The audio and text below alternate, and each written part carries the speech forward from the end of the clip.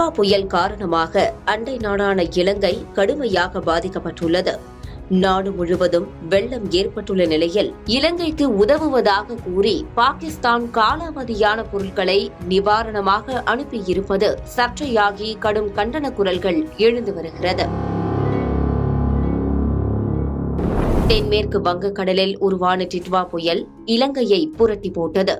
இந்த புயல் தென்மேற்கு வங்கக்கடல் மற்றும் அதனை ஒட்டிய இலங்கை கடற்பகுதி வழியாக வடமேற்கு திசையை நோக்கி நகர்ந்தது. இதனால் இலங்கையின் பெரும்பாலான மாவட்டங்களில் கனமழை பெய்து நிலச்சரிவு ஏற்பட்டது. இடைவிடாது கொட்டிய கனமழையால் வெள்ளத்தில் மிதந்து வரும் தீவு தேசமான இலங்கையில் தற்போது வரை 300க்கும் அதிகமானவர்கள் பலியாகியுள்ளனர். பலர் மாயமாகியுள்ளனர். பல ஆயிரம் பேர் மீட்கப்பட்டு நிவாரண முகாம்களில் தங்க வைக்கப்பட்டுள்ளனர். பேரிடர்களில் சிக்கியுள்ள இலங்கைக்கு இந்தியா ஆபரேஷன் சாகர்பந்தி என்ற பெயரில் டன் கணக்கில் நிவாரணப் பொருட்கள் வழங்கப்பட்டுள்ளது. விமானப்படை, கப்பற்படை மூலமாக இந்த நிவாரணப் பொருட்கள் அனுப்பி வைக்கப்பட்டுள்ளது. அது மட்டுமின்றி INS விக்ராந்த் விமானம் தாங்கும் போர்க்கப்பல், தேசிய பேரிடர் மீட்பு படையினர் இலங்கைக்கு உதவி செய்து வருகின்றனர். மீட்பு பணி இந்தியா சார்பில் இலங்கையில் மேற்கொள்ளப்பட்டு வருகிறது. மேலும் இலங்கையில் சிக்கி தவித்த 2000க்கும் அதிகமான இந்தியர்கள் பத்திரமாக மீட்கப்பட்டுள்ளனர்.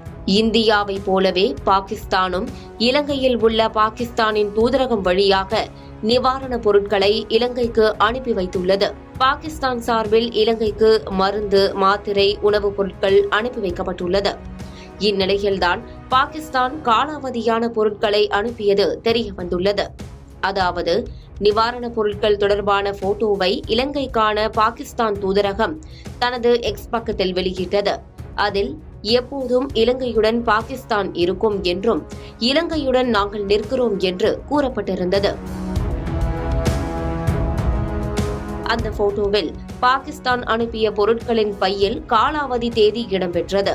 அந்த தேதி ஏற்கனவே முடிந்து இருந்ததை கண்டுபிடித்த நெட்டிசன்ஸ் பாகிஸ்தானை வறுத்தெடுத்தும் கண்டனங்களையும் தெரிவித்து வருகின்றனர்.